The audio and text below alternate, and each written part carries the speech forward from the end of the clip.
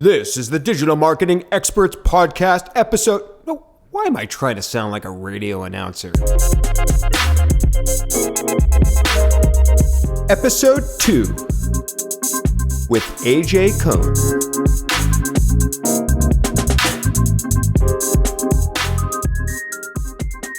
Hey everyone, a huge welcome to the second episode of Experts on the Wire. This is a podcast all about digital marketing, which is communication, thus The Wire, a form of digital communication. I'm very excited for this episode. We have AJ Kohn, who is an expert in combining the worlds of SEO, branding, psychology, creativity, in a way that I think is very special that you don't see out there. So check out his blog, blind5yearold.com, and you'll see what I mean and listen in on the episode. Make sure to listen to the first episode we have with Marie Haynes, who talked all about Google penalties, Google algorithms. It was highly informative. I would love for this podcast to not only be marketing people, but if you own a business, if you're running a marketing department, if you are a startup founder, if you own a small local business, this is all about digital marketing and what everybody can learn from that, especially those that aren't always doing the marketing themselves, because you might be hiring people, you might be making decisions for your organization. So this show is going to hopefully bring you value for all of those purposes. Once again, a quick disclaimer, the sound quality during the interview in this second episode, as well as the first episode, was not up to my high standards. We've got that sorted out. As you can hear now, the episodes 3 and onward are going to sound crisp and clear like it does right now through this microphone. Speaking of episode 3, that was a nice segue, you're going to want to check that one out with Brian Dean of Backlinko. He just has some amazing information with content and some stuff he's never talked about before, so you're going to want to check that out. Also, a contest. If you want to win 30 minutes with Brian Dean, consulting for free, no strings attached, you're going to want to check out episode 3 when that launches. These episodes are going to be 2 a week. The 4th episode is Ross Simmons. He talks a lot about some tips and tricks with SlideShare, and we get into some cool stuff, some like live ideation of marketing. So you're going to want to check out episode 4 as well. If you enjoy this podcast and would like to leave a review, feel free to do so in iTunes. I would love for that. Every show is going to have show notes. So if you go to evolvingseo.com/wire, I just made up what that URL is going to be right now, by the way. evolvingseo.com/wire. All of the show notes for all of the episodes will be found there. So let's get into it and get started with AJ Kohn. Hey everyone, I am super excited to have AJ Kohn here with us on the second episode. AJ, as we're recording this right now, believe it or not, I still don't have a name for this podcast. I've been coming up with a lot of names, but I'm going to pre-record an intro that will have the name, so don't worry about that. After we do the show though, AJ, if you have any name suggestions, I would love to hear them. I know you and I are both big into naming and branding and the importance of things being memorable. Absolutely. So, yes, any ideas you have would be awesome. But AJ, welcome to the show. How are you? I am great. Thanks for having me.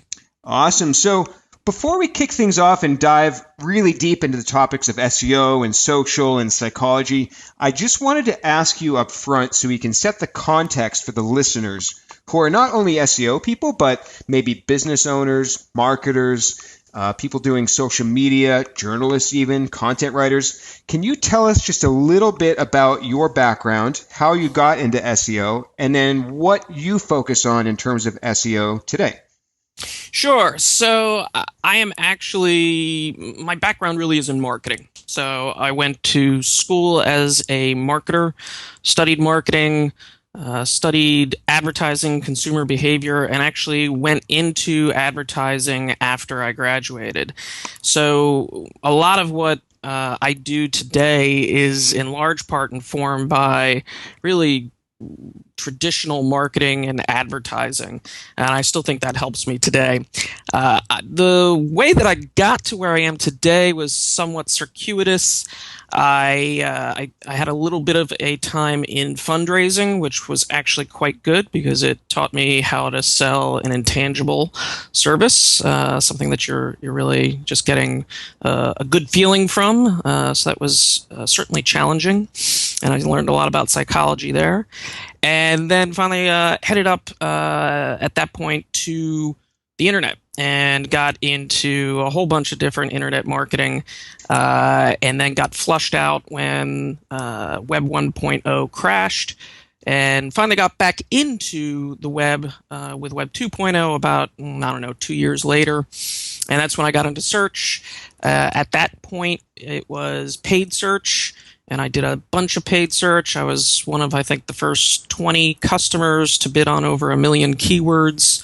And those were the days when you could buy, keywords for a couple pennies. But that the Google tax kept going up, and I got interested in organic search, and that was a lot more interesting. Didn't get as bored as quickly, and from there, that's pretty much what I did. I spent a lot of time, and then finally decided to do it on my own. Spent about 3 years doing half the business, half working at a startup, and then finally went full time. Awesome. What a great story. That's one of the really awesome things about you that I've noticed in the SEO industry is just your really diverse background, and your background when it comes to, like you said, fundraising, psychology, traditional marketing. That leads very well into actually the first kind of specific question that I had for you was you describe yourself as a numbers and data guy, and that you also like to be creative. So, I'm thinking right brain, left brain.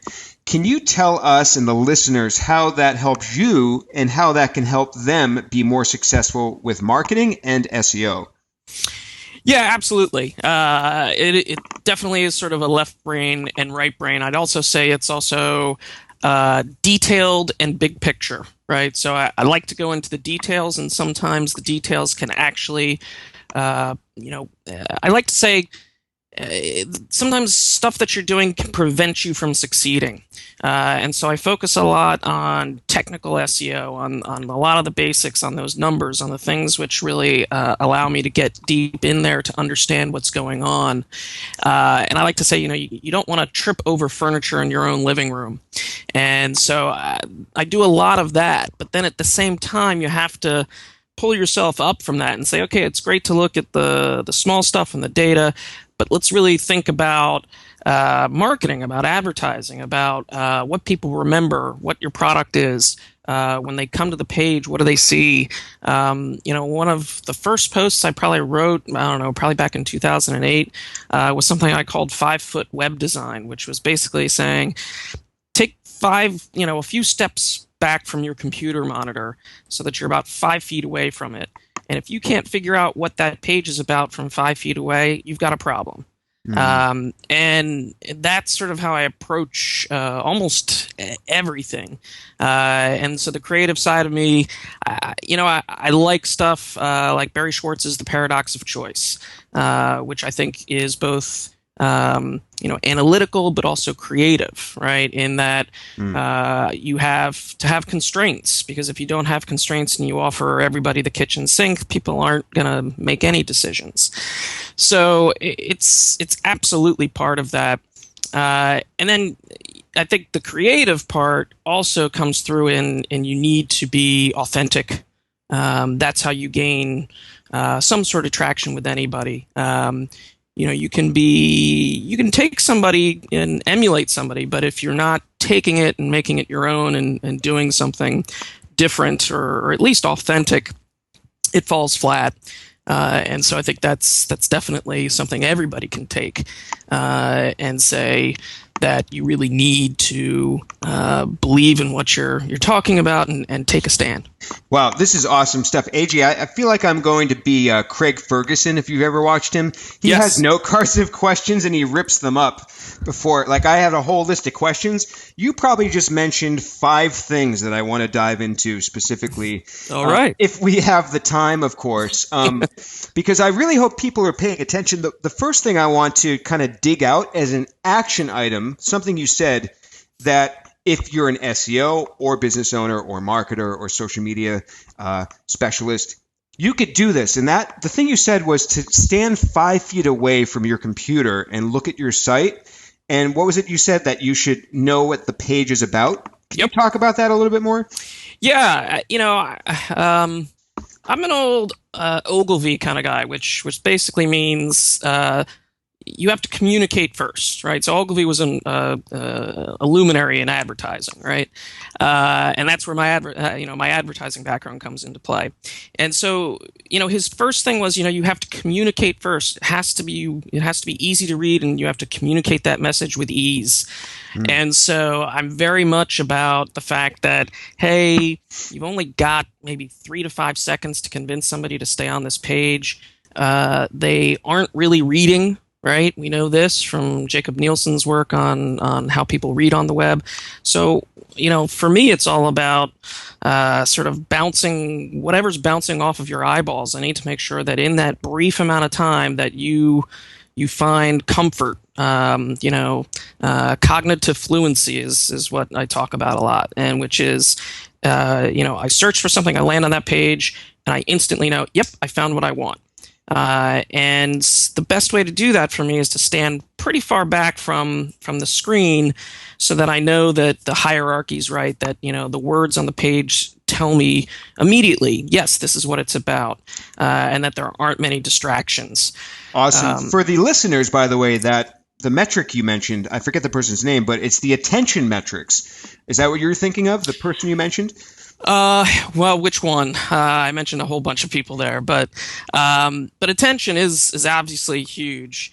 Back in my days as a fundraiser, we did telemarketing, and obviously, we learned very quickly, if you don't get the person to stay on the line after the first 3 seconds, you can wave bye-bye to getting any money from that person at all. Right. You must have to grab them immediately with your voice in the first few seconds. I love that parallel. I was also thinking of another interesting parallel. This is why I enjoy talking to you, because the funny thing is you do SEO, I do SEO, but we haven't really talked about SEO yet. Right. And I want to bring this into SEO eventually, but one thing that we do in music, I do music production a little bit, and one thing we do to better hear the mix of something, we'll actually turn the music on and walk out into the hallway to trick our ears into saying, okay, like in a real environment, how would we actually hear this music?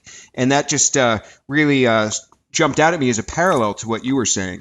Absolutely. So, yeah, another thing you mentioned that I want to jump into was the micro and the macro, and I love what you said. I hope people tweet this quote, and I'm paraphrasing a little bit. You said something like you want to eliminate things that get in the way of you succeeding, or like maybe that people will put obstacles in their way without realizing that. Can you talk about that a little more? Like, do you mean like they're putting technical things in their way, or copywriting, or expand on that a little bit? Yeah, I think it's usually technical a lot of the time. So whether it's a slow site, or you've done something stupid with your robots.txt file, there are a whole bunch of technical stuff. And as the industry runs sort of headlong into content marketing and intent only, I find that people forget about a lot of the technical stuff. That it's like, hey, if this stuff doesn't get fixed, you can do as much of that other stuff as you want, but it's not going to really work. It even comes down to, cross-link units, the headers on the page, you have the right header strategy, title tags, which despite what people have talked about recently are still hugely valuable. Yes. And then obviously, I'm a big proponent of it's not what you say, it's how you present it. And so, there are a lot of times when, there are some people even in our industry who I think write some interesting stuff, but it is not at all formatted in a way which makes it easy to read. Yeah, awesome stuff. Yep. So I think those are the things that if you can clean that stuff up and get that through, then you have a much better chance of success. Yeah, I love the way you put that. So, and I didn't mean to cut you off there, but I want to just take that a tiny bit further. So you do hear people saying and writing articles talking about how, just ignore SEO, just do content marketing, write great content, and you will be fine with SEO. And you touched upon a few reasons why that doesn't really apply, like technical reasons. Can you speak to that a little bit more? And I want to tie that into something I meant to ask you earlier, is if you could tell me about some of your clients and how this might apply to the types of websites and clients that you work with. Yeah, I always tell people it's not a field of dreams, right? If you write great content, they will not just come, right? It doesn't work like that. And I think even in the content space, uh, there's a difference. There's content strategy and there's content marketing. Content marketing is actually pretty valuable because really it's about outreach. It's about marketing the content that you have. That's valuable. But I don't think people quite get that. I think they think content marketing is just writing great content, which I think is an awful term, great content. That's way too subjective and just doesn't really mean anything. But I think the issue, and I've lost my train of thought here. So Yeah, I think we were going to circle towards maybe you could bring this to an example of a client that maybe you've worked with where they've put things in their way, and then how did you help them fix that? well, oh boy. Or we can step back even further because I did want to know and tell the listeners who your typical clients are. I mean, you don't have to name clients, obviously, but what types of sites and situations and clients are you working with, especially because part of my reason for doing this podcast series is to bring forth experts like yourself. And I want the listeners to know that they are listening to people that have expertise in the area that we're talking about. So AJ, you're not just, somebody tinkering around with keywords, at 10 o'clock at night, when you're off of your date. Like, this is something you do all of the time. So if you could tell us a little bit about the types of clients you work with, that would be awesome. Yeah, the two that I can mention because I got permission to at least put them on a slide at a recent conference. I work with both Airbnb and Pinterest right now, and so they're somewhat representative of the types of clients that I have. Generally, very large B2C companies, either publishers, directories, or e-commerce folks.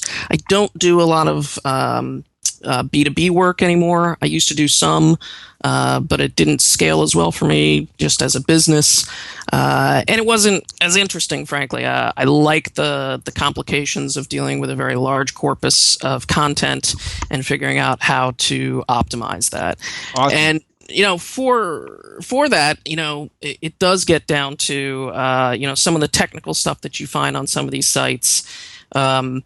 Particularly in crawl optimization. So, if you have a ton of users on your site, you need to figure out, is it really worth having Google crawl your users 80% of the time, and the rest of your content only 20% of the time? Probably not. And so then you have to figure out ways to not link to the users as much, and that deals with product. And so then you got to talk to the product team, and there are lots of different interesting sort of areas that can go into. Let's think somebody out there, and I don't mean to interrupt again. Every time you say one of these little nuggets, I want to make sure people catch it because we're not all super technical people out there. So let's say somebody runs an e-commerce store. They sell appliances or lamps or something. And you mentioned crawl optimization. Is there something that they can do, a tool they can go to, or somewhere they can look to see how healthy their site is when it comes to crawl optimization? You can use something like Screaming Frog, and I like Screaming Frog. I will say most of the sites that I work with, I make the dev teams do this themselves. And so they build the crawl reports, and we pour over weblogs, and I have them do regex to put it into buckets. But you can use Screaming Frog. That can sometimes give you a fairly nice idea of what's going on. Obviously, the Google Search Console's vastly powerful, and I think it's very sad to me that so many people ignore what's in there. Yes. I often get a little frustrated that maybe 20% of my job is like just letting my clients know, like, hey, did you see this thing in Google Search Console? You really need to address this, right? Yes. But that's fine. Sometimes it's a little frustrating, but it's fine. So I do hope people pay attention to that. There's also, if you have your weblogs, you can use something like Splunk. And I think Eli Schwartz actually has some stuff out there about how to actually do log analysis with Splunk as well. Awesome. It's not easy. But I should say, if you're talking about crawl optimization, it should be a site with at least 100,000 URLs, right? Okay. Yep. So if you've got 10,000 products, Googlebot's voracious. They're going to crawl through your site without much of a problem. That doesn't mean you shouldn't go on the page and say, hey, when you get to a product page, we don't have any related products on this page, i.e. cross-links. Right. That would probably be a good thing, right? Not just for cross-linking, but for the customer as well.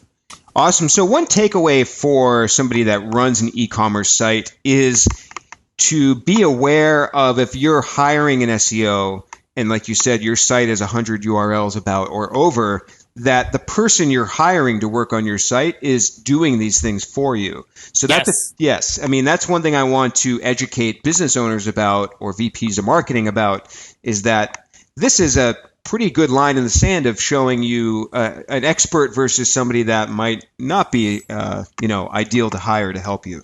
So awesome point there. I want to shift gears. I take notes when I do this. I have 3 pages full of notes now of what you've been talking about. This is all fascinating, but I want to kind of bring things back to the core, what I believe is the core of SEO, which is keywords. I mean, that's what it's all about. Somebody goes to Google, they type a search, and they try to find what they're looking for. And recently you wrote a post called Aggregating Intent. And in it you mentioned that every search query must address active and passive intent. Can you kind of explain what that is and what you mean by that? Yeah, absolutely. So, the active intent is exactly what they're trying to get out of that situation. So I think I have a go-to phrase and keyword for this, which is, let's say I'm searching for a Bravo 2000 vacuum cleaner manual, right? Now, the active intent there is obviously they're looking for the manual to this specific vacuum cleaner. And so I want to have content on the page. I want to have basically probably the PDF version of that manual so that when someone searches, they land on it and they find it. But if they're searching for the manual, there's a whole bunch of other intent behind that, right? There's a bunch of passive intent, which I know just simply by knowing what that sort of query class is. Okay, they're looking for a manual. That means there's something wrong with that that vacuum cleaner, probably, right? So I know that the passive intent should be like, okay. Common problems with this vacuum cleaner, troubleshooting tips, and then maybe this one isn't, maybe it needs to be repaired, so I should have links to repair shops in the area.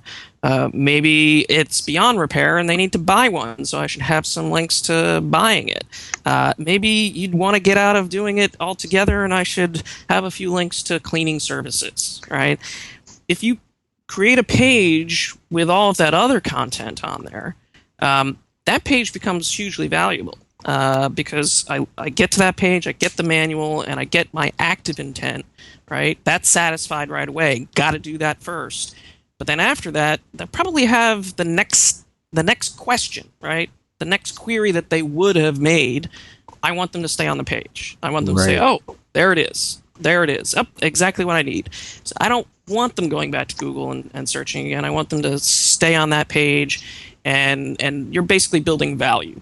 So that's what I look at. And you can see this. Google does this with their knowledge cards, right? You search for a restaurant, the knowledge card comes up, and it's like, great, you look for this restaurant, here's the restaurant and the address. But what does it give you? It gives you directions, it gives you reviews, it gives you other restaurants in the area, it gives you how much it costs, it gives you, reservation links, it gives you a menu link, anything that they think might be the passive intent for that, they put in there. And that's sort of what I follow.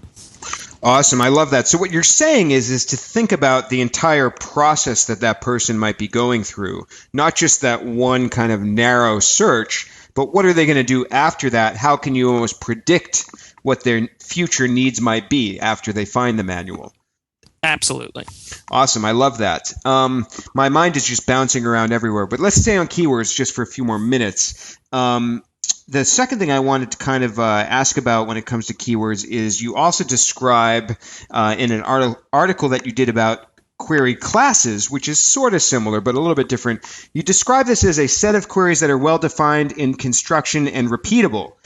And I'm curious what you mean by that and what kind of practical implications can we derive from that and the whole idea of query classes? Yeah, so query classes, oddly, it's probably one of the more powerful things I've written about, and I find that usually the stuff that I think is the most important gets shared the least, which I think is pretty funny. Can you break that down? What you just said a little bit? Sure. I think query classes are. If you're dealing with any large site or even a smaller site, understanding the different query classes, and usually query classes are things, it's easier to give examples. So, BMW repair in Walnut Creek, right? Mm-hmm. So that's a make of a car repair in city, right? Yes. Yep. So I know at that point that that's a general construction. And then I know that that's repeatable across a myriad of them, right? So it can be Honda repair in San Jose, Buick repair in Dothan, Alabama, right? I mean, all these different versions, but it's one query class, right? It's one set of queries that represents that intent, which is I'm looking for a specific type of, make repair in this city. Right. And so then I know exactly how I can respond, what I need to put onto the page and satisfy both active and passive intent. It also allows me to track how a client does on that query class across everything, not just looking at, one keyword here or there, but basically, hey, let's take a set of, 200 keywords that are similar like that and see how you rank.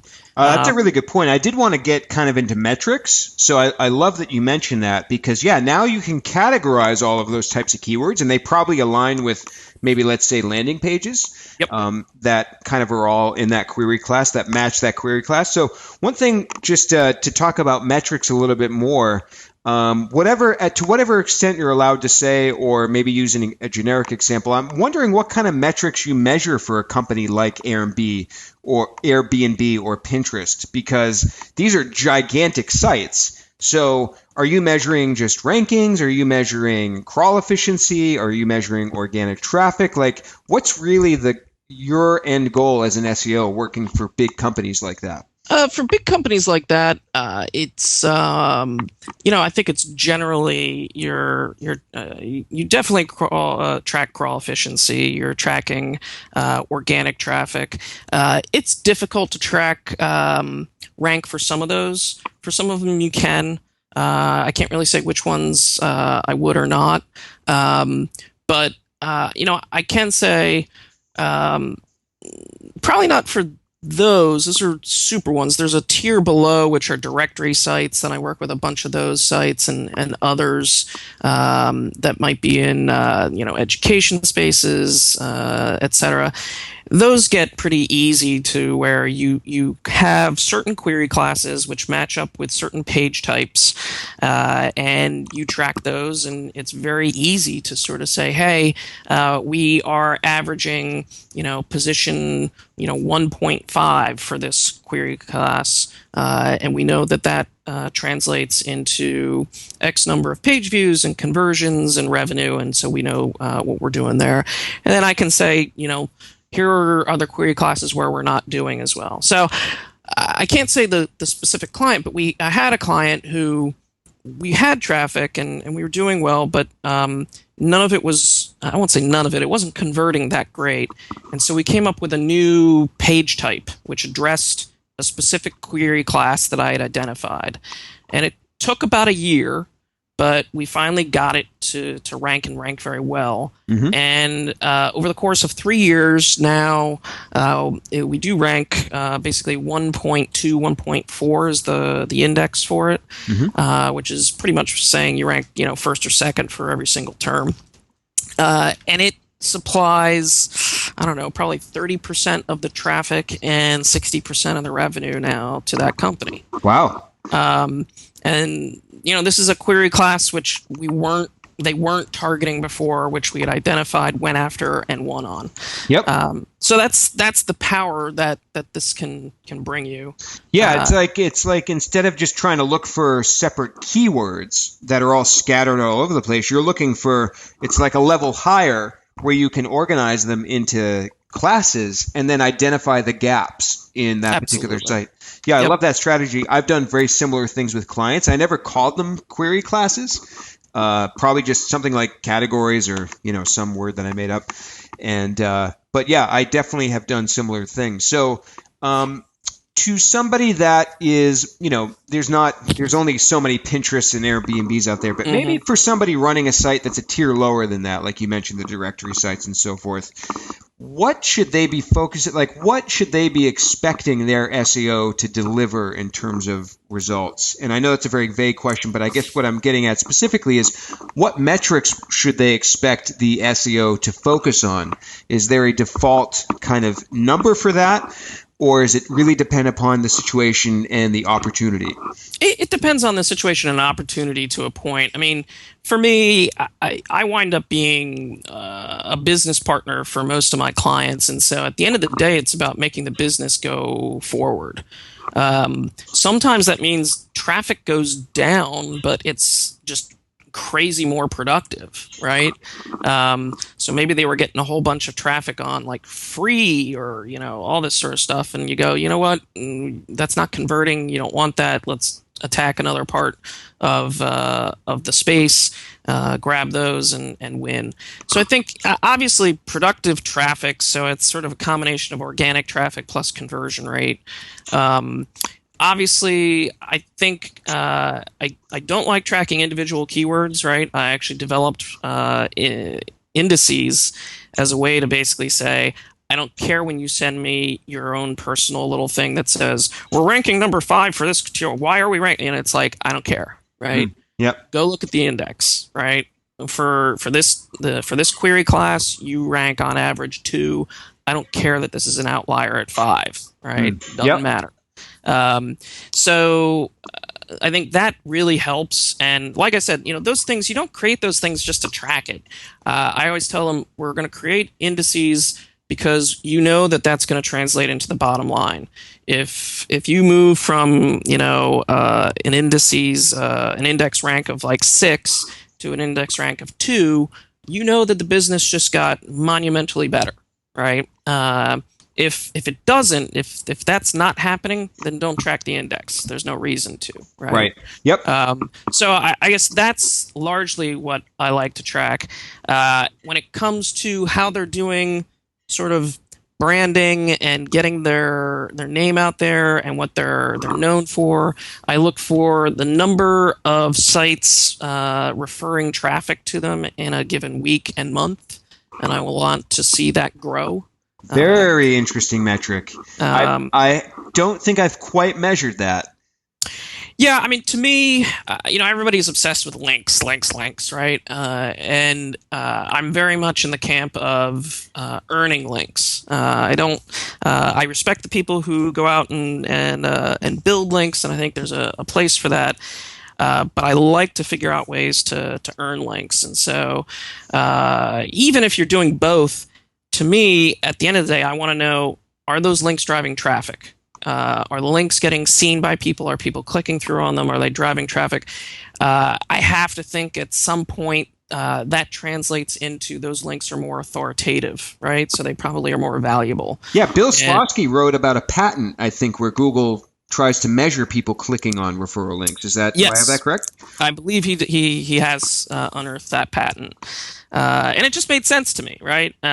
So I've been tracking that for a while. I tell people, hey, just every week, go and find out how many referring sites sent you traffic. Even if they sent you 2 visits, that's fine.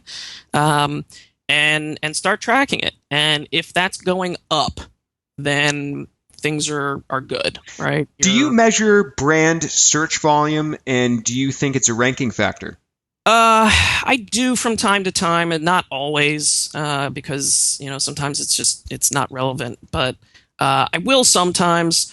I don't I think it's a factor, but I not in the way most people think. I think what happens is when you get more branded traffic, that means you've done a good job marketing, right? Yes. And that happens only by getting your brand in front of more people and being memorable and all those types of things. And so I think there are other signals, probably more traditional signals like links, that probably contribute to that, which then spill that over. But I don't.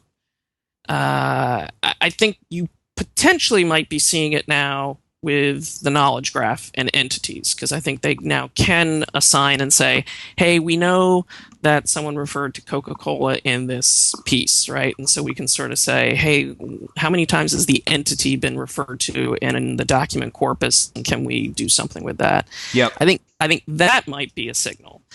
But when it comes down to search, I think that's tough. I'm not sure they do that. Let's keep going on some ranking factors. I mean, this is, it's always the stuff people want to know about. And I'm okay with talking about it because I talk to so many business owners and people that don't do SEO that are very muddy on what ranking factors are. And you're super knowledgeable on this, so I'd like to cover a few. So I'm just going to go down a list of some ranking factors and situations that obviously I'm aware of. And if you could give me your thoughts on them, that'd be great. So we talked a little bit about links. What about so-called user metrics? That's kind of a hot topic now. Is user metrics something that is a ranking factor? And if so, or if not, what exactly is that? So we're talking click data? So it is controversial, right? I've stepped out. I've said what I believe. I believe pretty firmly that it is used. I think it would be shocking if Google didn't use it to some degree. I think they're very careful about how they talk about it. So, it's not just click-through rate, right? But obviously, there is such a thing as long clicks and short clicks. Google's on record as saying that they look for long clicks and short clicks. And, just by the power of some logic, you go, okay, if they're tracking long clicks and short clicks, doesn't that mean they're using click data? Right. Like, hello? Yeah. So we know that they use click data. The real question is, how much do they use it? There's a ton of research on how they do pairwise comparisons. And so, not to get too technical, but essentially, maybe something new comes into the index, and in traditional sort of information retrieval, you'd say, okay, well, this is ranked fourth, but let's take the fourth and the third and let's switch them, right? And do a pairwise comparison, and let's see what the click-through rate and the click data tells us based on that. Are they in the right position, right? What do we get? If we move the 4 to the 3, does it get even better, or does it not get as many clicks and people do gravitate down to the fourth result and get better experience there, which means, yep, we had it right, we should flip it back. Yep. And it's funny because I like to think of, there's things in, the way I like to describe it is there's things you would do anyways that even if you didn't know if SEO existed. Let me give you an example. Like, it always makes sense to optimize for click-through rate because you're going to get more traffic. Right. And you're probably hopefully going to optimize in a way you get relevant traffic. Right. So the byproduct of that is it could help your, quote, user metrics. Yes. And that's one example that I wanted to give of how people can improve possibly their user metrics. Do you have other examples of that too, of how if somebody's looking to increase their, quote, user metrics, what they could do? Well, I mean, obviously click-through rate is the big one. You can look at bounce rate. I think that's a tough one, right? People misconstrue that because bounce rate can sometimes be a fine thing. Stack Exchange has, I think, like an 85% bounce rate or something like that. Oh my goodness! Yep. Well, because people are searching for something very, very specific, technical, programming specific. They land on an article which explains it exactly, and so they, okay, good, yep, understand. Oh, that's how I have to do it. Great, and they leave. Right? That's a bounce. Yep. I think what I like is it's modified bounce rate, so you can sort of change that and say, you know what, it's not a bounce unless they're on the page for less than 30 seconds or something like that.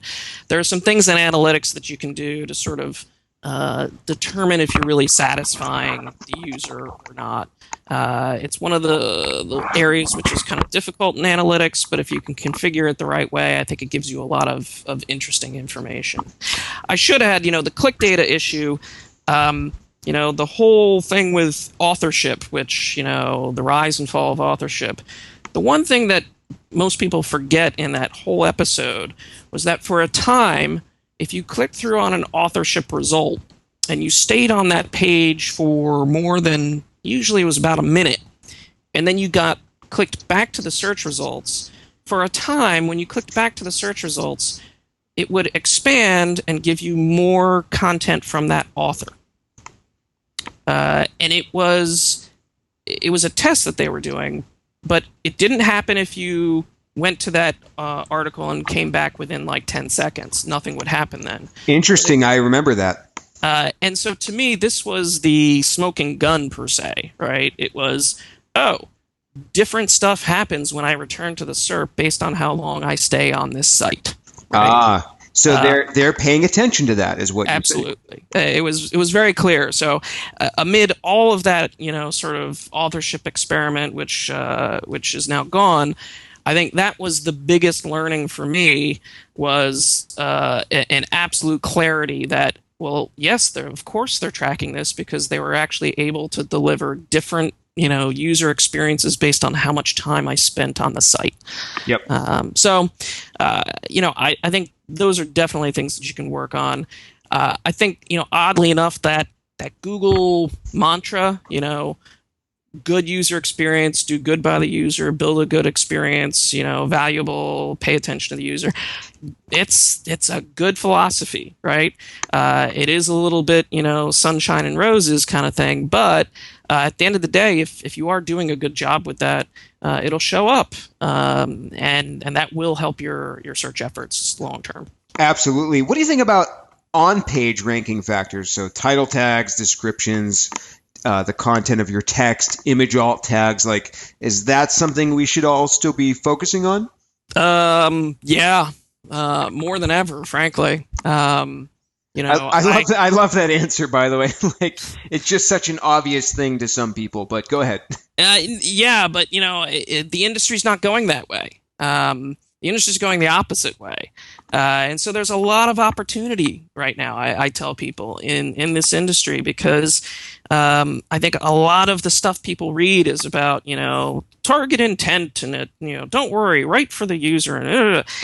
Yeah, but that's not how it's working, really. And again, this goes back to the first thing, which was numbers and data and creativity, right? Right. So the numbers and data in me, I know when I look at the how things rank and when I put stuff on the page and what works. Yes, title tags, headers, the actual words on the page, having more words on the page still works. All this stuff, getting focused and having a focused page and making sure those are there, that still wins. That propels you. I mean, that will get you to rank. There's just no two ways about it, in my opinion. Yeah, you mentioned something a second ago about the length of the content. I see so many conflicting things. Some people say short content, some people say long, some people say it doesn't matter. What is your general philosophy on that? Is there a certain sweet spot for content length? I think it has to be, more than 500 words generally. That's just my sort of take. I've ranked with far less, and I've ranked with a ton more. I will say more text often does work. That's just, it's the sad truth. I sometimes I don't like that, but it's what I'm seeing. But the key is what that text is what it comes down to. And so one of my favorite things is if you're writing about airplane propellers, but in the middle of that piece about airplane propellers, you go on a 4-paragraph rant about gorillas, right? So I'm talking about King Kong. You're not going to rank for airplane propellers, right? Because the content's going to be all jumbled up. It's going to be like, airplane propellers, but there's the stuff about gorillas and like, what is this, right? Google gets confused. And so, no, it's about focus. And so pages have to be focused. The words have to be focused. I agree. One other ranking factor I want to throw out there. I kind of like this little quick ranking factor thing. I think I might do that with other guests when we talk about SEO. Thoughts on schema. So some people have said that this helps rankings. Some people have said it doesn't. What are your thoughts on that? To me, it's a best practice. I'm big on clients using JSON LD to mark up their content as much as possible from a structured data standpoint. I think it helped. I wasn't sure exactly how much. I'd seen some case studies of it helping, but I hadn't seen the evidence that it really was propelling stuff forward. However, just in the last week, I had a site who screwed up their structured data, and it was about a page about a person. And if you were searching for that person, they were ranking third. And then by mistake, they put structured data on the page for both this person and another person. And that other person's location as well, physical address. And so there were two versions of it on the page, one for this person, one for another. Now, mind you, this was all JSON LD. There was nothing on the page, right? No text, technically. Huh. And within the week that was up there, you searched for that person's name. Now they were 28th. The first person that was on the page. Correct. So by adding the second person in the code, not on the page content, it confused Google. Yep. Interesting. Very interesting. Yep. So, it was the first time I had actually experienced the fact that Google basically said, oh, we see that you have this other structured data content on the page, and because of that, we can't rank it for this other person now because we're confused. So it became pretty clear to me that was the first time I could say, well, obviously it contributes to ranking because if I screw it up, it clearly drops my ranking. Does it help? Does it actually provide a boost? I think it probably does. If it doesn't yet, I think it will. Interesting. Very interesting. Awesome. So, AJ, this interview has been really excellent. I've very thoroughly enjoyed it, so I appreciate having you on. I want to kind of just shift quickly as we kind of wrap things up here, and just want to ask before we completely wrap things up, do you have any places you would recommend that people go if they're not SEOs to kind of get more acquainted, to learn, the current best practices of SEO? Is there a place they can go other than your blog, of course, which I recommend everybody goes to, blind5yearold.com. But other than that, anything you'd recommend? I hear the silence. It's tough. It's tough right now because I think the industry's in a lot of flux right now. All of the major sites I think have some interesting stuff on it. Maybe I'm a little biased because I helped create some of it at one point. I haven't been involved in it lately, but Search Engines Land. What is it? The periodic table? Yeah, the periodic table. So I participated in that for a year or two. It's pretty good. Danny's definitely connected and still passionate about it. So I would definitely check that out.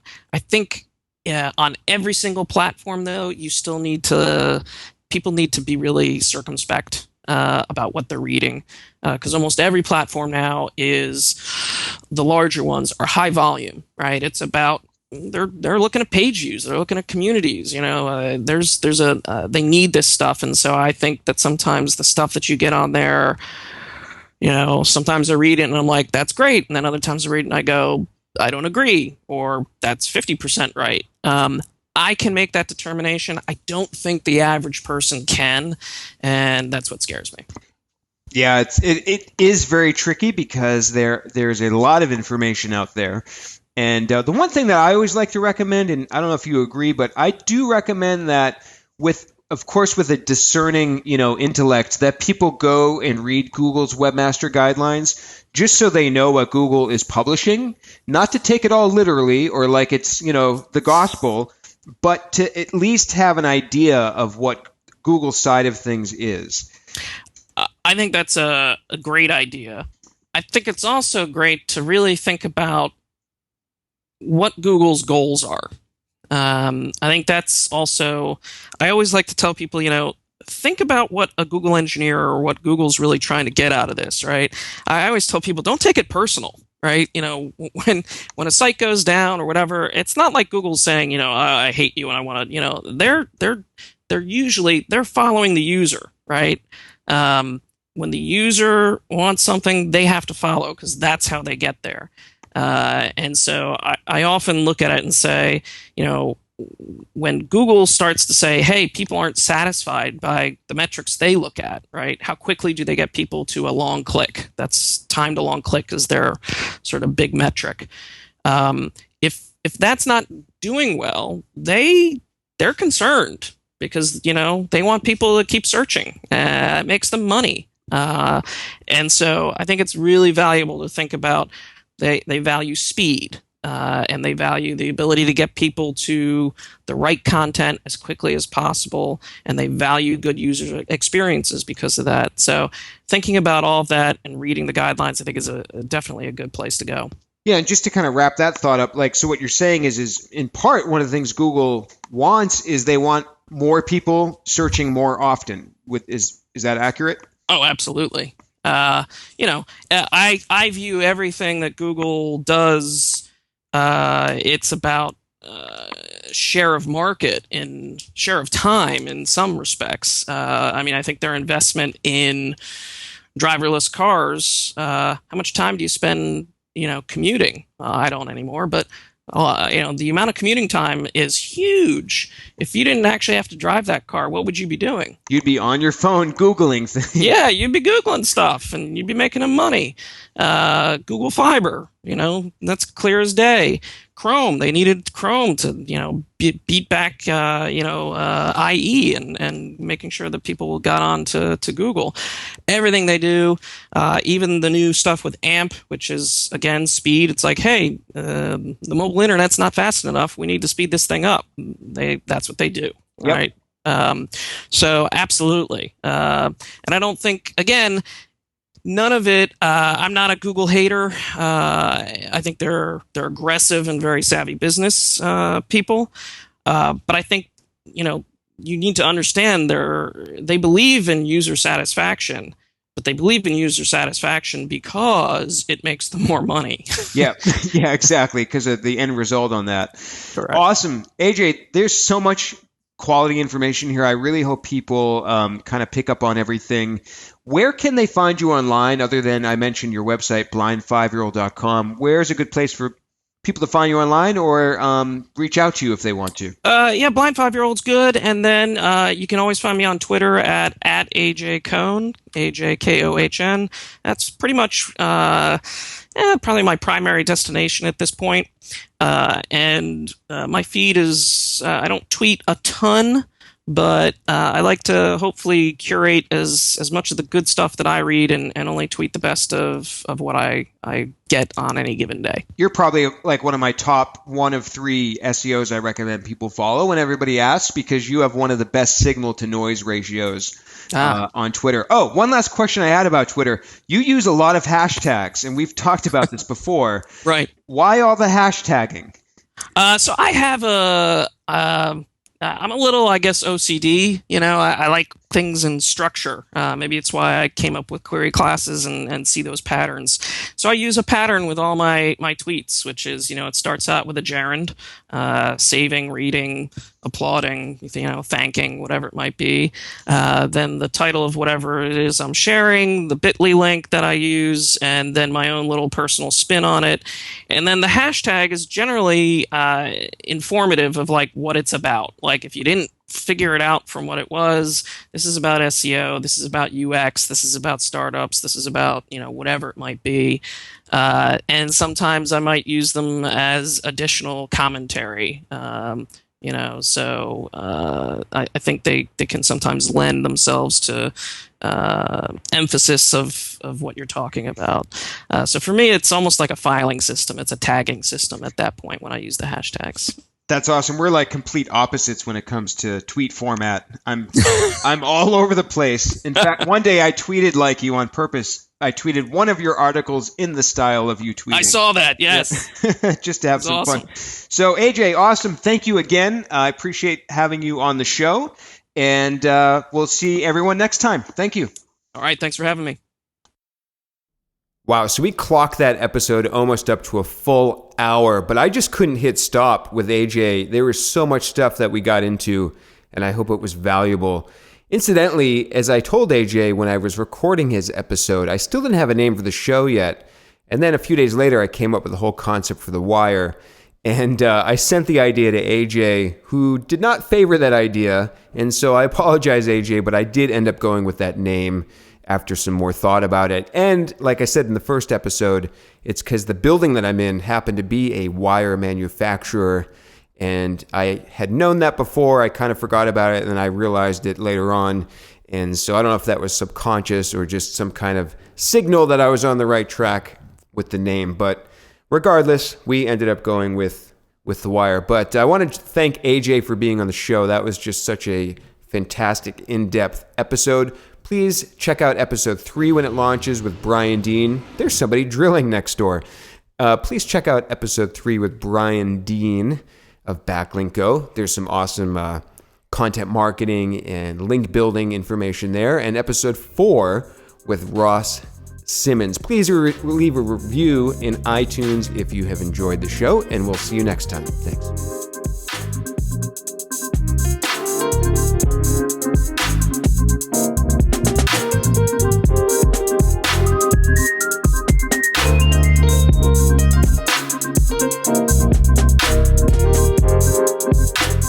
Oh, and music by me.